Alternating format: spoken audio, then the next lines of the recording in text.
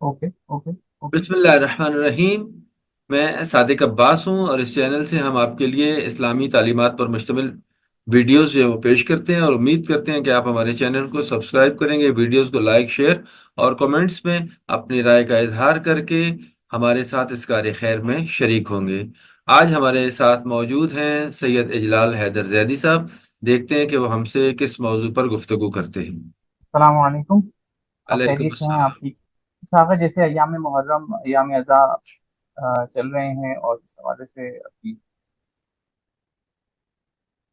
रहीम यौम अरबईन, इस हवाले से एक नेचुरली पहला सवाल ये बनता है कि अरबईन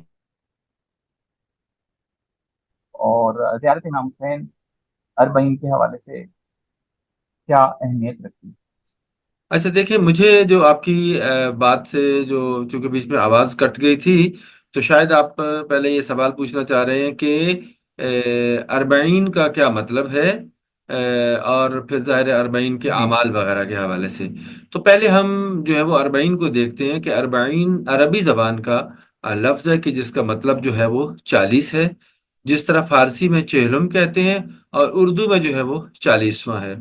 तो ये पहली बात तो ये है कि एक नंबर है और एक अदद है कि जो वफात के साथ जुड़ा हुआ है। यानी अगर कोई फौत हो जाए तो हम फिर उसका 40वां, उसका चेहलम या अरबाइन के हवाले से जो है वो बात की जाती है। यानी उनके उसकी वफात या शहादत को 40 दिन जो है वो गुजर गए हों।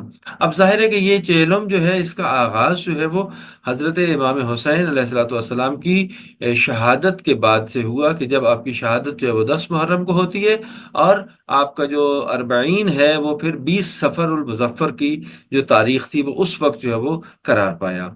अब खुद लफ्ज़ 40 जो है जिसे चहल कहते हैं फारसी ज़बान में, और अरबाइन इसकी इल्मुल आदाद में, इल्म तसव्वुफ में और इरफानियात में जो है वो इसको ख़ास आदात के तौर पर जो है वो याद किया जाता है, समझा जाता है। और इसमें बहुत से रमूज व असरार जो है वो पाए जाते हैं कि जिनमें से एक जो है वो खुद इस बात को कुरान मजीद में भी बयान किया गया है। सूरह बकरा में भी जो है वो हजरत मूसा को जब खुदाबंद आलम ने बुलाया तो कहा कि 40 रातों के लिए जो है वो बुलाया। इसी तरह बनी इसराइल जो है वो 40 साल तक जो है वो सरगर्दा रहे।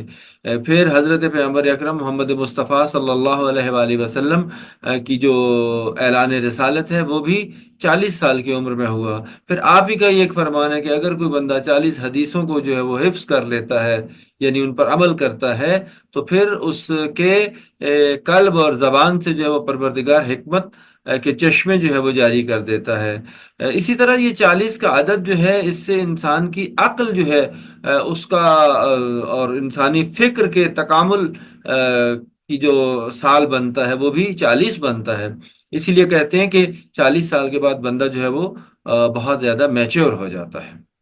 साहब इस हवाले से कुछ ये 40 के हवाले से कोई कुरान और हदीस देखिए, मैंने आपकी खिदमत में कुरान मजीद की आयत का हवाला पेश किया था जिसमें सूरह मुबारक बकरा के अंदर परवरदिगार आलम ये इरशाद फरमा रहा है, वाइज वादना मूसा अरबईन लैलतन, कि जब हमने वादा किया मूसा से 40 रातों का।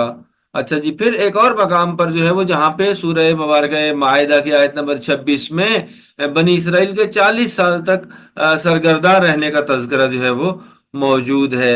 इसी तरह सूरह आकाफ की आयत नंबर 15 में इंसान का जो अक्ल और रुश्द है वो 40 साल की उम्र में जो है वो मुकम्मल हो जाता है। इसी तरह हमसाया की जो हदूद हैं वो 40 घरों तक हैं। तो ये हर जगह पे 40 40 का तज़किरा होना खुद इस बात की जो है वो अलामत है कि 40 के अदद में कुछ खास चीजें हैं।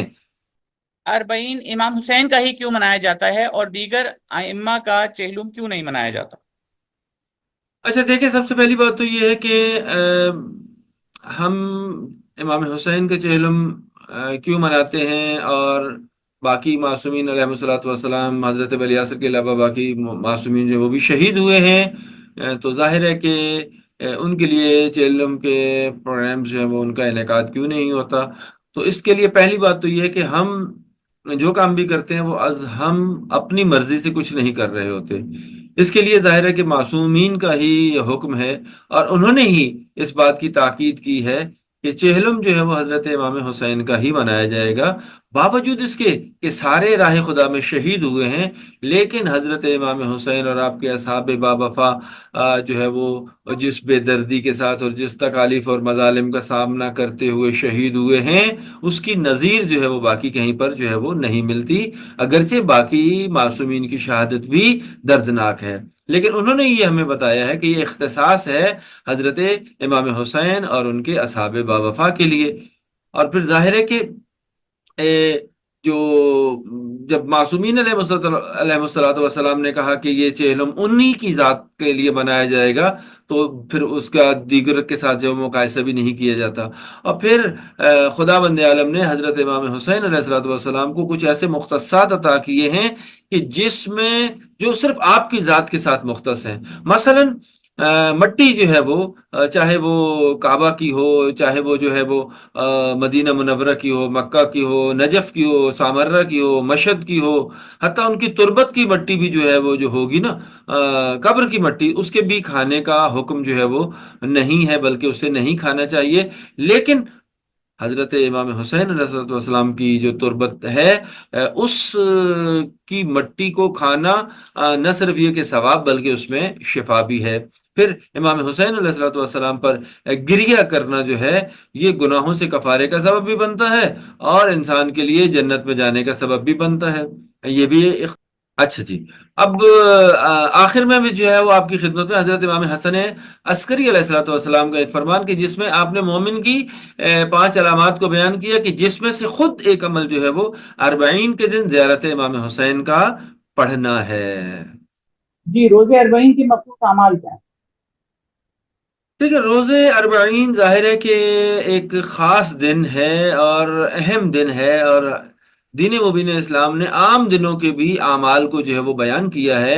اور ظاہر ہے کہ پھر 40 کے اعمال تو معصومین علیہ الصلوۃ والسلام کی زبان سے بیان بھی ہوئے ہیں، اور پھر انہوں نے ظاہر ہے کہ معصومین علیہ الصلوۃ والسلام کوئی بات صرف کہتے نہیں تھے، بلکہ پہلے خود اس پر جو ہے وہ عمل کرتے تھے. تو بس 40 کے دن کا پہلا عمل تو خود غسل ہے، غسل کرنا ہے. پھر جو ہے وہ صحیفہ کاملہ، جسے صحیفہ سجادیہ بھی کہتے ہیں، اس کی جو ہے وہ دعا نمبر 43 اس کا پڑھنا. البتہ یہ دعاؤں کے حوالے سے جو ٹیکسٹ ہمارا جو ہے وہ عربی میں ہوتا ہے، جب تک ہم اس میں اس کا ترجمہ نہیں پڑھیں گے تو پھر ہمیں بات صحیح معنوں میں سمجھ نہیں آئے گی. اس کے بعد ماہ سفر کی جو دعا ہے اس کو 10 مرتبہ پڑھنا، حضرت امام حسین علیہ السلام کی جو زیارت 40 ہے اس کا پڑھنا، مشی ہے یعنی جسے 40 واق کہتے ہیں، اس کے لیے وہ چلنا، چاہے ضروری نہیں کہ انسان کربلا میں ہی ہو، اپنے شہر میں، اپنے علاقے میں کہیں پر بھی جو ہے وہ اس یاد میں کہ وہ امام حسین علیہ السلام کی کا زائر ہے، اور دور سے بھی زیارت جو ہے وہ اگر کی جاتی ہے تو اس کا بھی اتنا ہی ثواب ہے.